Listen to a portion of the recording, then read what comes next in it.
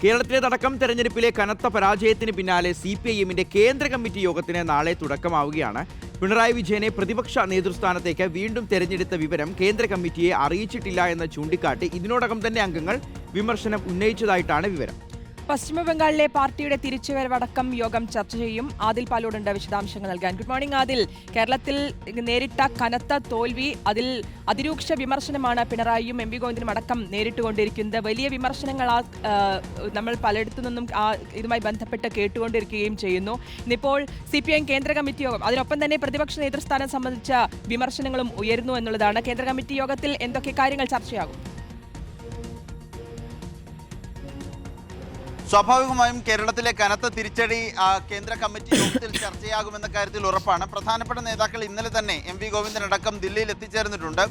പ്രത്യേകിച്ച് ജില്ലാ കമ്മിറ്റികളിലും ജില്ലാ സെക്രട്ടേറിയറ്റുകളിലും ഉയർന്നിട്ടുള്ള ആക്ഷേപമടക്കം കേന്ദ്ര കമ്മിറ്റി യോഗം കൂടുമ്പോൾ ചർച്ചയാകേണ്ടതാണ്. പിണറായി വിജയൻ എങ്ങനെയാണ് വീണ്ടും പ്രതിപക്ഷ നേതാവായത് എന്ന ചോദ്യം അംഗങ്ങൾ തന്നെ ഉയർത്താനുള്ള സാധ്യതയുണ്ട്. നേരത്തെ സംസ്ഥാന സെക്രട്ടേറിയറ്റ്, സംസ്ഥാന സമിതി അംഗീകരിച്ചിട്ടും പിന്നീട് പോളിറ്റ് ബ്യൂറോയിൽ വോട്ടിനിട്ടാണ് പിണറായി വിജയനെ പ്രതിപക്ഷ നേതാവാക്കാനുള്ള തീരുമാനത്തിന് അംഗീകാരം നൽകിയത്.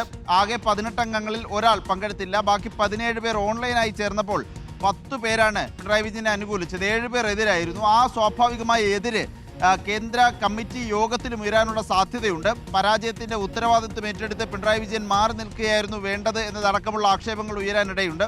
ഒപ്പം തന്നെ 75 വയസ്സ് എന്ന പ്രായപരിധി പിണറായി വിജയന് മാത്രമായി മാറ്റിക്കൊടുത്തത് മുഖ്യമന്ത്രിയാണ് എന്ന ആനുകൂല്യത്തിലാണ്. പിന്നീട് എങ്ങനെയാണ് പ്രതിപക്ഷ നേതാവായി തുടരാനാവുക എന്ന ചോദ്യം കൂടി അംഗങ്ങൾ ഉയർത്താനുള്ള സാധ്യതയുണ്ട്. ഏതായാലും 3 ദിവസം നീണ്ടു നിൽക്കുന്ന നേതൃയോഗങ്ങൾക്കാണ് ദില്ലിയിൽ നാളെ തുടക്കമാകുന്നത്. പ്രധാനപ്പെട്ട നേതാക്കളൊക്കെ വന്നുകൊണ്ടിരിക്കുന്നു.